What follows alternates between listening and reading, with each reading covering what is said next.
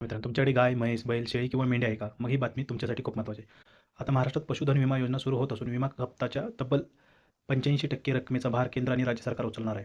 राज्यात केंद्र पुरस्कृत राष्ट्रीय पशुधन अभियान अंतर्गत पशुधन विमा योजना राबवली जाणार आहे. पूर, वीज पडणे, अपघात, विषबाधा किंवा पशुधनाचा अनैसर्गिक मृत्यू झाल्यास पात्र पशुपालकांना आर्थिक संरक्षण मिळणार आहे. या योजनेला 5 ऑगस्ट 2026 रोजी प्रशासकीय व वित्तीय मान्यता देण्यात आली आहे.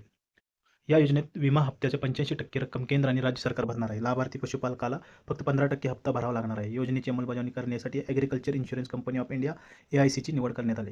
विमा संरक्षण किती मिळेल? तर दुभती गायीला 70,000 पर्यंत, दुभती म्हैसीला 80,000 पर्यंत, बैलाला 70,000 पर्यंत, रेड्याला 80,000 पर्यंत, शेळी मेंढीला प्रति जनावर 7,000 पर्यंत. एका कुटुंबातील जास्तीत जास्त 10 पशुधनांना या योजनेचा लाभ मिळणार आहे.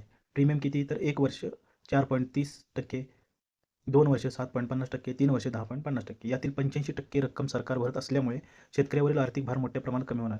या योजनेचा लाभ घेण्यासाठी पशुधनाची भारत पशुधन प्रणालीमध्ये नोंद असणे आणि 12 अंकी कानातील टॅग असणे आवश्यक आहे. सरकारने नो टॅग नो क्लेम हा नियम लागू केला आहे. क्लेम कसा मिळेल? जर जनावरांचा मृत्यू झाला तर 24 तासाच्या आत विमा कंपनीला माहिती द्यावी लागेल.